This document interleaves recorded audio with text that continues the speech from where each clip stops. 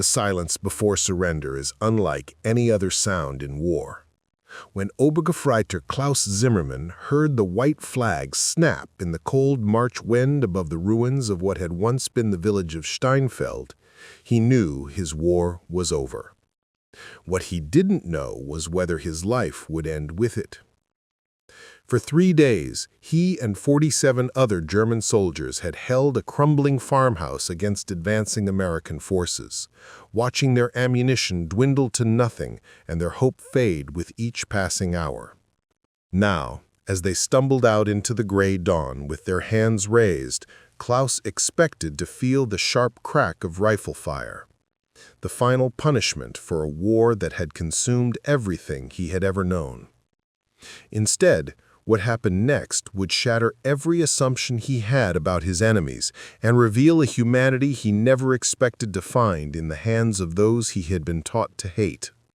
Before we jump back in, tell us where you're tuning in from. And if this story touches you, make sure you're subscribed, because tomorrow I've saved something extra special for you. The morning mist clung to the broken landscape like smoke from a dying fire. Klaus's boots crunched through the frost-covered debris as he emerged from the farmhouse that had once been their fortress for 3 nightmare days. His uniform, once the proud field gray of the Wehrmacht, was now torn and stained with mud, blood, and the acrid residue of cordite.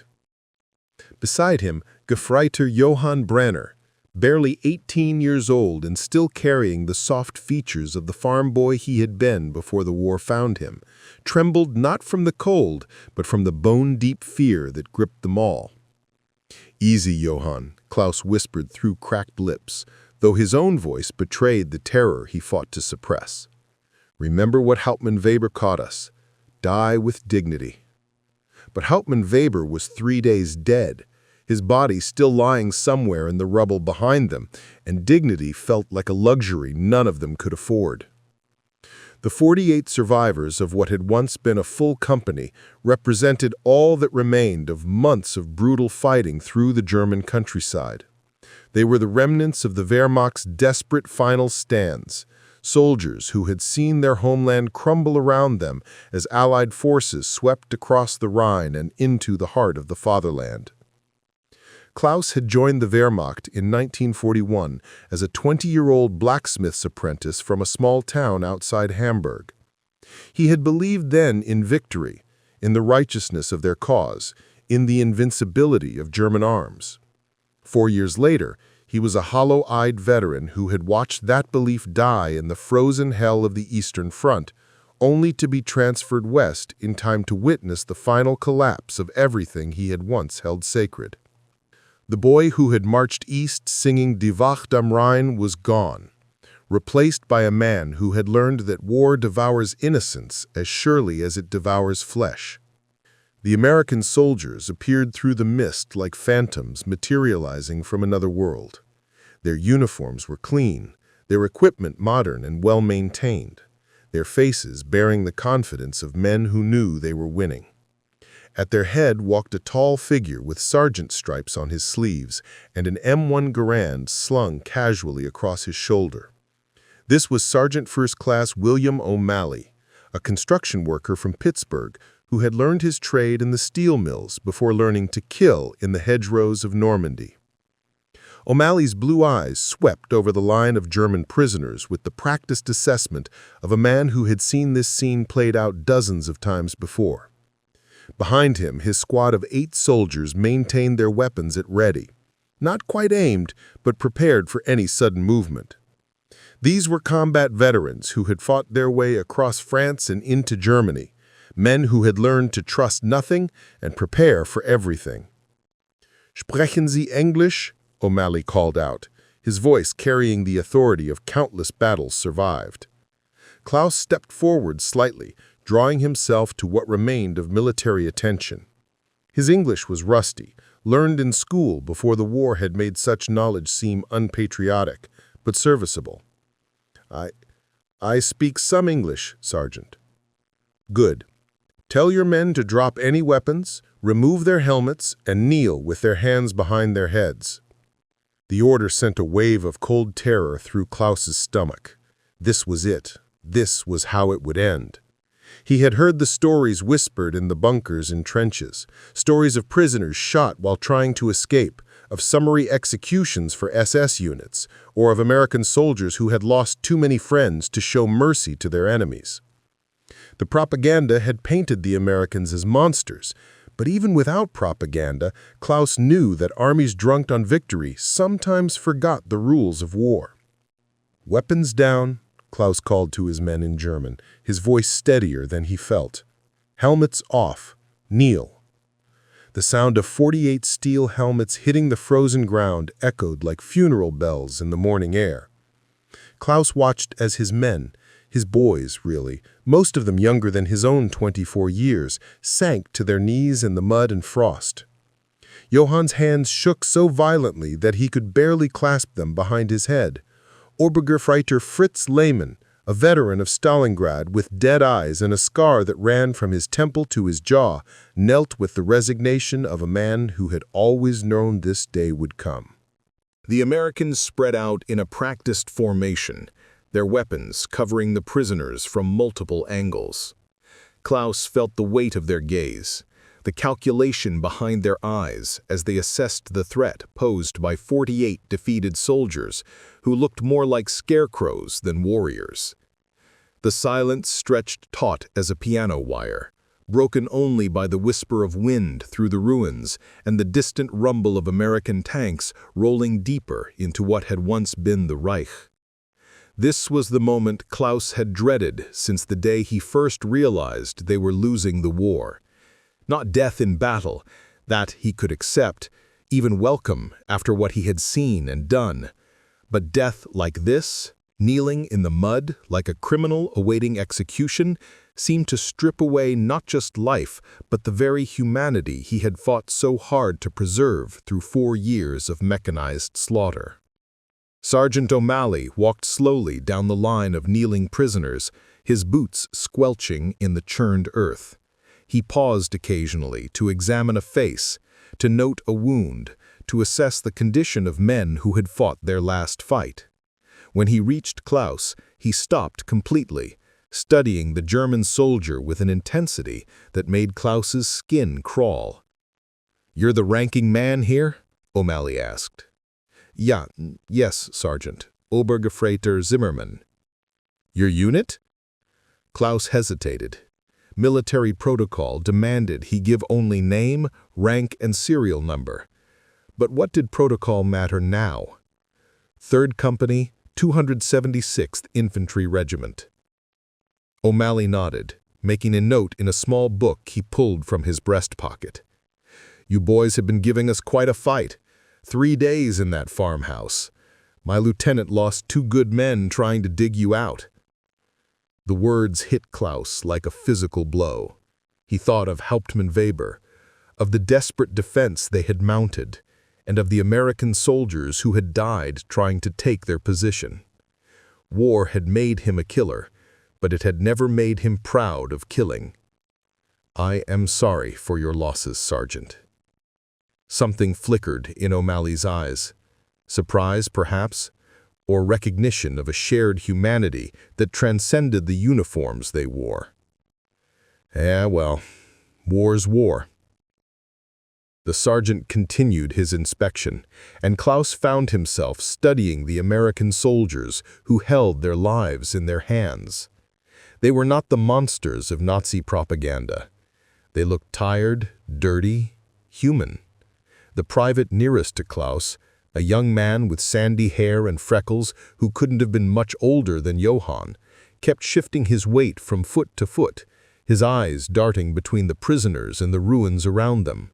Another soldier, older and bearing the weathered look of a farmer, chewed methodically on something Klaus couldn't identify, his rifle held with casual competence. The waiting became almost unbearable. Klaus's knees began to ache from the frozen ground, and he could hear some of his men breathing heavily, fighting panic. Johann was praying softly in German, the words of childhood faith tumbling from lips that had learned to curse in 3 languages. Fritz remained motionless as stone, his scarred face betraying nothing of whatever thoughts moved behind his dead eyes. Then, Sergeant O'Malley did something that would remain burned in Klaus's memory for the rest of his life. The American reached into his breast pocket and pulled out a pack of cigarettes. Lucky Strikes, Klaus would later learn, though the brand meant nothing to him then. With movements as casual as breathing, O'Malley tapped out a cigarette, placed it between his lips, and struck a match on his helmet. Preparing and narrating this story took us a lot of time, so if you are enjoying it, subscribe to our channel. It means a lot to us. Now back to the story. The smell of tobacco smoke drifted across the morning air, rich and sweet and impossibly normal in the aftermath of violence. For a moment, Klaus was transported back to peacetime, to evenings in his father's workshop, where the day's labor was done and the men would share a smoke and talk of ordinary things. The memory was so sharp, so unexpected, that it brought tears to his eyes. O'Malley took a long drag, exhaled slowly, then looked down at Klaus with an expression that seemed almost thoughtful. "You smoke, soldier?" Klaus blinked, certain he had misheard. What? Cigarettes. You smoke them?" Yes, Sergeant. When I can find them." Without another word, O'Malley pulled out the pack of Lucky Strikes and extracted another cigarette. He held it out to Klaus, who stared at it as if it were some alien artifact. The white paper, the neat lettering, the perfect cylindrical shape. It was the most beautiful thing Klaus had seen in months. "Take it," O'Malley said, his voice gentler now. "You look like you need it." With hands that shook despite his efforts to control them, Klaus reached up and accepted the cigarette. The paper felt smooth and clean between his fingers, unmarked by the mud and blood that stained everything else in his world. O'Malley struck another match and held it out, and Klaus leaned forward to light the cigarette, the flame casting dancing shadows on both their faces. The first drag hit Klaus's lungs like a benediction. The tobacco was rich, smooth, nothing like the harsh substitutes he had grown accustomed to in the final months of the war. He closed his eyes and let the smoke fill him, feeling some small part of his humanity return with each breath. "Better?" O'Malley asked. Klaus opened his eyes and met the American's gaze. "Thank you, Sergeant." What happened next would echo through the memories of 48 German soldiers for the rest of their lives. O'Malley turned to his squad and called out, "Murphy, Johnson, break out the smokes. These boys look like they could use them." The transformation was immediate and profound. American soldiers who, moments before, had been potential executioners became something else entirely. Men sharing the simple comfort of tobacco with other men who had been through hell. Private Murphy, the freckled young soldier Klaus had noticed earlier, approached Johann with a gentle smile and offered him a cigarette. The farm boy from Iowa, Corporal Johnson, moved down the line distributing Lucky Strikes and Camels with the casual generosity of a man sharing his lunch. Klaus watched in amazement as his men, soldiers who had been prepared to die, accepted cigarettes from their captors with trembling hands and grateful nods. The language barrier meant little. The gesture spoke louder than words ever could. These Americans, these enemies who had every right to hate them, were offering comfort instead of vengeance, humanity instead of retribution.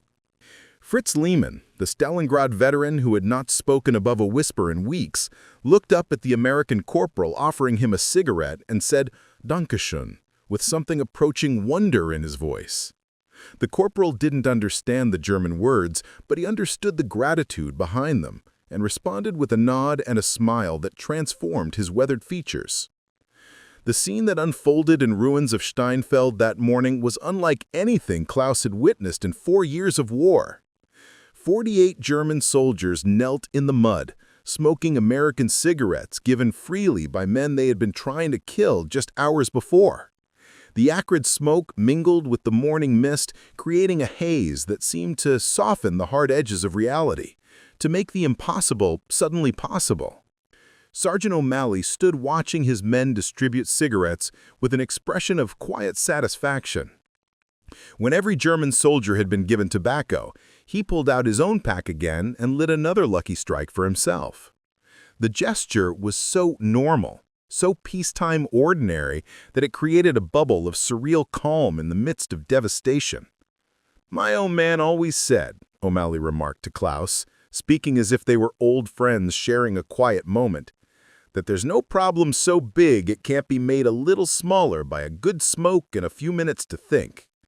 Klaus drew deeply on his cigarette, feeling the warmth spread through his chest.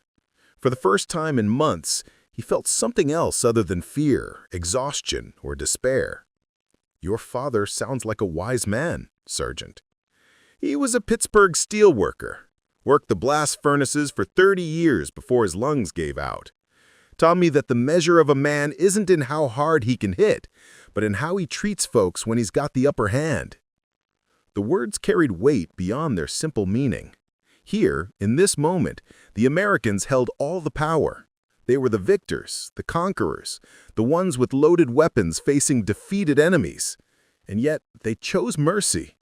They chose to see enemies as fellow human beings deserving of basic dignity and small comforts.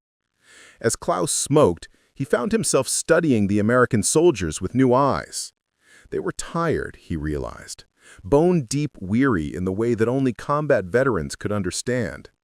Their equipment might be better, their uniforms cleaner, their cause victorious, but they carried the same weight of exhaustion and horror that Klaus recognized in his own men. War had marked them all, American and German alike, with the same invisible scars. Private Murphy, having finished distributing cigarettes, stood near Johann and attempted some broken German phrases, his pronunciation so mangled that it brought the first smile Klaus had seen on the young soldier's face in weeks. Corporal Johnson shared his canteen with Fritz, the water more precious than wine after 3 days of siege. These small acts of kindness, multiplied across the improvised assembly, created something Klaus had thought impossible, a moment of peace in the heart of war. The cigarettes lasted perhaps 20 minutes, but their impact would endure for lifetimes. As the last wisps of smoke dissipated in the morning air, Klaus felt something fundamental shift inside him. The Americans had not shot them. They had not humiliated them. They had not even cursed them for the friends they had lost. Instead, they had offered the simple dignity of shared tobacco and recognized their humanity even in defeat. When Sergeant O'Malley finally gave the order to move out, his voice carried none of the harsh authority Klaus had expected. "All right, boys, time to go. Stay together, keep quiet, and nobody gets hurt. We've got a long walk ahead of us." As Klaus struggled to his feet, his knees stiff from kneeling on the frozen ground, he felt the lingering taste of American tobacco on his tongue and the strange warmth of unexpected mercy in his heart. The war was over for him, but his education in the character of his former enemies was just beginning. The column of prisoners formed up with practiced efficiency. 48 defeated soldiers flanked by 9 Americans who treated them with firm but respectful authority. As they began the march towards an uncertain future, Klaus found himself walking beside Johann, whose young face still bore traces of wonder at their survival. "I thought they would kill us," Johann whispered in German. "So did I," Klaus replied, touching the pocket where he had carefully stored the butt of his lucky strike, saving it for later like a talisman of hope. "But they gave us cigarettes instead." The simple statement carried the weight of revelation. In offering tobacco instead of bullets, the Americans had done more than spare their lives. They had preserved their dignity, acknowledged their humanity, and planted the seeds of a different understanding about honor, victory, and the treatment of defeated enemies. As the morning sun burned away the mist, revealing a landscape scarred but not destroyed, Klaus Zimmermann began the long journey toward a future he had never expected to see. Behind him lay the ruins of everything he had once believed about war, honor, and the nature of his enemies. Ahead lay uncertainty, captivity, and the beginning of a transformation that would reshape not just his own understanding of the world, but his fundamental beliefs about what it meant to be human in the midst of humanity's darkest hour. The taste of Lucky Strike tobacco lingered on his tongue like a promise that even in the depths of war, mercy was possible. Dignity could be preserved, and enemies could choose to see each other as men rather than monsters. It was a lesson that would stay with him long after the last shots of the war had been fired, a testament to the power of small acts of kindness to transform even the most bitter of defeats into something approaching grace. The march to the American collection point took 6 hours through the devastated German countryside. But for Klaus Zimmermann and his fellow prisoners, it became a journey through a looking glass into a world they had never imagined possible. What began with the simple gift of cigarettes in the ruins of Steinfeld evolved into a profound revelation about the nature of power, abundance, and the character of the nation that had defeated them. As the column of prisoners moved westward under the pale March sun, escorted by Sergeant O'Malley and his squad, Klaus found himself constantly amazed by small details that challenged everything he thought he knew about Americans. The soldiers shared their water freely, offered pieces of chocolate from their rations, and maintained a discipline that was firm, but never cruel. When Obergefreiter Fritz Lehmann stumbled and nearly fell, it was Corporal Johnson, the Iowa farm boy, who steadied him and checked to ensure he wasn't injured. "Easy there, Fritz," Johnson said, having learned the German's name during the march. Though he spoke no German beyond a few words, his concern was genuine, his touch gentle on the older soldier's arm. Fritz looked up at the American with those dead eyes that had seen too much of Stalingrad, and for a moment something flickered in their depths. Not warmth exactly, but recognition of basic human decency. "Danke," he whispered, the word carrying more weight than a simple thank you. The landscape they passed through told the story of Germany's collapse in brutal detail. Village after village lay in ruins, their church spires toppled, their houses reduced to skeletal frames of charred timber. Refugees clogged the roads, old men pushing handcarts, women carrying babies, children with hollow eyes and dirty faces. The contrast with the American soldiers, well-fed and confident, was stark and undeniable. But it was the cigarettes that continued to work their strange magic on the prisoners' understanding of their captors. Every few hours, Sergeant O'Malley would call a rest break, and inevitably the Americans would light up, the familiar ritual of tobacco providing moments of normalcy in the chaos of war's aftermath. And just as inevitably, they would share. Not grudgingly or as calculated propaganda, but with the casual generosity of men who had more than enough. The first shock came at the processing station, where each prisoner was given a medical examination by American Army doctors. Klaus watched in amazement as medics treated German wounds with the same care they would show their own soldiers. When young Johann complained of stomach pains, the result of 3 days without proper food, an American doctor examined him thoroughly and prescribed medication with no more thought than if he had been treating a fellow American. "Malnutrition," the doctor explained to Klaus in careful English. "Common among you boys. We'll get him fattened up in no time." The casual confidence in those words, "we'll get him fattened up," spoke to resources so vast that feeding enemy prisoners was considered routine. Klaus remembered the hunger that had gnawed at German forces for months, the careful rationing of every scrap of food, the desperate foraging that had become a way of life. Here, the Americans spoke of fattening up their enemies as if it were the most natural thing in the world. But it was in the prisoner barracks that the true scale of American abundance became impossible to ignore. Each man was assigned a bunk with clean blankets, a pillow, and a wooden footlocker.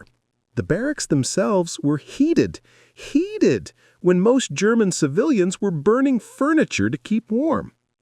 And in every building, in every common area, were supplies that seemed inexhaustible. The cigarettes were everywhere, not just a few packs carefully rationed, but cartons upon cartons stacked in storage rooms, distributed freely to prisoners and guards alike. Klaus learned that each American soldier received multiple packs per week as part of their standard rations, more tobacco than most German soldiers had seen in months of fighting. "It's nothing special," explained Sergeant O'Malley when Klaus expressed his amazement. "Back home, every corner store has dozens of brands. Cigarettes are as common as candy bars." Candy bars. Klaus had almost forgotten such things existed. In Germany, sugar had become so precious that mothers saved tiny portions for their children's birthdays. Here, American guards casually unwrapped chocolate bars and ate them while on duty, sometimes offering pieces to prisoners with the same thoughtless generosity they showed with tobacco. The cultural shock deepened with each passing day. Klaus watched American supply trucks arrive with loads that boggled the mind, not just ammunition and fuel, but luxuries that seemed impossible in wartime. Coffee that was actually coffee, not the ersatz substitutes Germans had grown accustomed to. Meat in quantities that would feed a German family for weeks. White bread so soft and fresh that it seemed like cake to men who had subsisted on coarse black bread when they could get bread at all. And through it all, the cigarettes flowed like water. Klaus began to understand that they represented something far more significant than simple tobacco. They were symbols of an industrial capacity so vast that it could produce luxuries for its enemies while simultaneously fighting a global war. They spoke to a society so confident in its strength that it could afford generosity even toward those who had tried to destroy it. The psychological impact on the German prisoners was profound. Men who had been raised on stories of American weakness and decadence found themselves confronted with evidence of overwhelming strength and surprising humanity. The propaganda had painted Americans as soft, materialistic, unable to endure hardship. But how could that be reconciled with soldiers who shared their cigarettes with enemies, who showed mercy when they could have shown cruelty, who possessed resources that seemed limitless? Klaus found himself in long conversations with his fellow prisoners as they tried to process what they were experiencing. Fritz Lehmann, the Stalingrad veteran, spoke with wondering disbelief about the medical care he had received for wounds that German field hospitals had barely had time to bandage. "He gave me real morphine," he said, holding up a small vial the American doctor had left with him. "Not aspirin, not promises, real morphine. For a prisoner, for an enemy." Johann, the young farm boy, marveled at the food. "I ate more yesterday than my family probably ate all last week," he confessed, guilt and gratitude warring in his voice. "How can they feed us so well when their own country is at war?" The answer came gradually through observation and conversation with their captors. America, Klaus realized, was not just winning the war, it was winning it while maintaining a standard of living that exceeded anything he had known even in peacetime. The cigarettes, the chocolate, the abundance of food and medicine, these weren't special provisions for psychological warfare. They were simply normal life in America, extended even to prisoners. Sergeant O'Malley, during one of their evening talks over shared cigarettes, tried to explain it to Klaus in terms he could understand. See, back home, we've got factories that can make 1,000,000 cigarettes a day, farms that grow more food than we can eat, mines that dig up more iron than we know what to do with.